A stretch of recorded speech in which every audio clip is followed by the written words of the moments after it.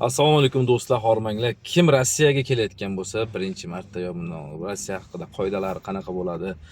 Ishga kirish muhim, aldov yo'llari har xil, ishdagi noqulayliklar kutilmasligi uchun sizlarga ushbu video eslatmani qilmoqchiman. Shuning uchun ushbu videoni o'sha insonlarga tarqatib qo'ying do'stlar. Rossiyaga kirish, u yerda bo'lish, ishlash qoidalarini o'rganib qo'yishingiz juda muhim. Sababi noqonuniy ishlardan va kutilmagan muammolardan o'zingizni himoya qilgan bo'lasiz. Ishga ketishdan oldin boriladigan joy, u yerdagi sharoitlar, ish beruvchi va mehnat shartlari haqida ma'lumot yig'ing. Qancha pul to'laydi, qancha vaqtda to'laydi, kunlik to'laydimi? Ish beruvchi tashkilot rasmiy faoliyat olib boradimi? Mehnat shartnomasi tuziladimi, ya'ni ofitsial ishlanadimi? Patent rasmiylashtirishga ketadigan 20-25 kun davomida ishga chiqish kerakmi? Vaqt bay ish vay to'lanadimi yoki kunlik oylik to'lanadimi?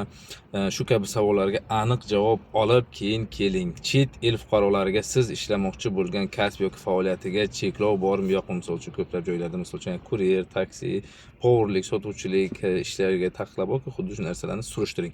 Imkon qadar Rossiyaga rasmiy kanallar orqali va oldindan shartnoma tuzish asosida borish choralarini ko'rishga harakat qilishda migratsiya qonunchiligida taqdim qilyapti. Migratsiya agentligi yoki litsenziyaga ega bo'lgan xususiy bandlik mehnat agentliklari orqali ishga borganda ish beruvchi tekshirilgan bo'ladi. Rasmiy mehnat faoliyati bilan shug'ullanish ta'minlanadi. Oziq-ovqat va yotoq-joy masalasi aniq bo'ladi. Agentlik tomonidan fuqaro va ish beruvchi o'rtasida munosabatlar ostida doimiy nazorat amalga oshirilib boradi. Rossiya chegarasidan o'tishda chegarachiga pasport bilan birga uning rus tilida tarjimasini taqdim qiling, iloji bo'lsa notarial perevod bilan o'ting va migratsiya kartasiga pasport ma'lumotlari to'g'ri kiritilganini, hech qaysi raqam yoki harf qolib ketmaganligi yoki o'zgarib xato bo'lmaganligiga ishonch hosil qiling. Rossiyaga kirishdan maqsad ish ekanligini tekshirib, undan keyin imzo qo'ying. Chegarachilardan uzoqlashmay, pasport va migratsiya kartasida chegaradan o'tganlik haqidagi shtamp qo'yilgani va uning sana to'g'ri ekanligini, ranglari, harflari o'chib ketmaganligiga ishonch hosil qiling. Agar xato bo'lsa, chegaradan to'g'rilab berishini so'rang. Harf yoki raqamlarda hech qanday xato kelajakda hujjatlar bilan bog'liq muammolarga olib kelishi haqida o'ylab ko'ring. O'zingizga tegishli bo'lgan barcha hujjatlarni, chipta, talon va boshqa transport xarajatlarini, shuningdek, Rossiyada yurish paytida o'ziga nisbatan rasmiylashtirilgan har qanday hujjatlarni rasmini, nusxasini ishonchli joyida saqlab qo'ying.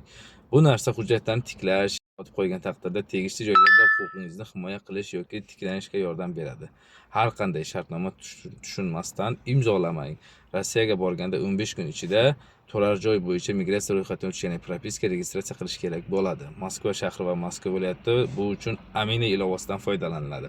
Boshqa hududlarda esa Rossiya Ichki ishlar vazirligining joylarida migratsiya FMS, PVS bo'limlarida, shuningdek Gosuslug sayti orqali elektron shaklda ham ro'yxatdan o'tsa bo'ladi. Uy egasi bu narsani amalga oshiradi. Ya'ni yangi kelgan muhojirlarga migratsiya kartasi asosida Rossiyada 90 kun bo'lish huquqiga ega. Birlamchi registratsiya ham shu muddatga rasmiylashtiriladi, ya'ni 90 kun bo'ladi. 3 oy emas, 90 kun. Rossiyani tark etishi yoki Rossiyaga qolishga asos bo'lsa, registratsiya muddatini propiskani cho'zdirish mumkin, ya'ni patent bo'lsa. Registratsiya qilish oson emas. Shuning uchun hostel yoki yotoqxonalarga yoki ishonchli bo'lgan kvartira egalariga oldin kelishib, keyin joylashganingiz yaxshi. Bunda registratsiya 1 sutka amalga oshiriladi. Misol uchun agar hostel, otellarda qolsangiz. Xo'sh, registratsiyani ko'chirishingiz mumkin. Registratsiyani ko'chirish vaqtida bir kishi registratsiya propiskadan chiqarganda shu bir hafta ichida, yana qaytib boshqa joyga ko'chganingizda bir hafta ichida yangi o'tgan kvartirangizga registratsiya qilishingiz kerak bo'ladi. Chegara o'tgan sanadan boshlab 30 kun ichida rabota deb yozib kirganlar patent hujjat topshirishga ulgurishlari shart. 1 kun ham, 2 kun ham o'tmasdan. 30 kundan oshgandan so'ng 10 ming yo 15 ming rublgacha jarima solishiga to'g'ri keladi. Jarimalar ko'paygani sari ikkita ma'muriy huquqbuzarlik, ya'ni ikkita jarima qo'llansa, Rossiyaga kirishga 3 yilgacha taqiq qo'yilishiga asos bo'ladi.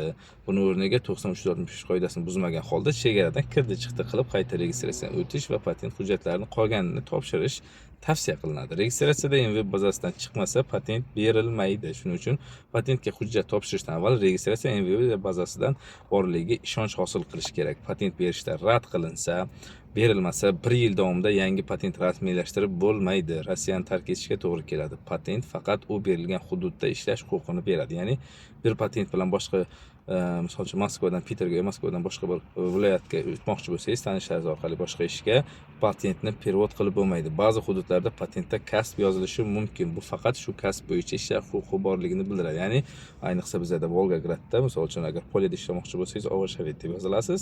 O'sha Ovoshavit degan faqat poliyada ishlash mumkin, boshqa joylarda ishlash mumkin bo'lmaydi. Skladlarda, переборкаlarda yana ishlash mumkin bo'ladi.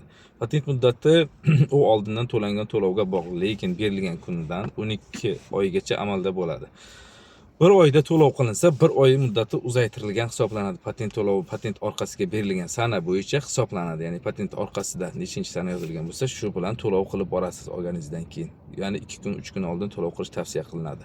To'lovni har oy shu sanadan 1 kun oldin yana amalga oshirishga harakat qilinglar. Patent muddati tugagan hisoblangandan keyin va chegaraga chiqib kelib boshqa patent to'g'ridan-to'g'ri rasmiylashtirsangiz bo'ladi yoki bo'lmasam qadrtaysiz orqali patent rasmiylashtirsangiz bo'ladi. Patent olgandan keyin 2 oy ichida ish beruvchi bilan yoki fuqaro huquqiy shartnoma tuzishi, og'zaki dogovor qilasizmi, уведомление topshirishingiz kerak bo'ladi. Ya'ni turdovoy dogovor qilishingiz kerak. Bu shart hisoblanadi. Aks holda patent annuliruет bo'ladi, bekor qilinadi va 1 yil ichida patent berilmaydi. Ishga kirishdan avval albatta yozma ravishda mehnat shartnomasi tuzilishi kerak.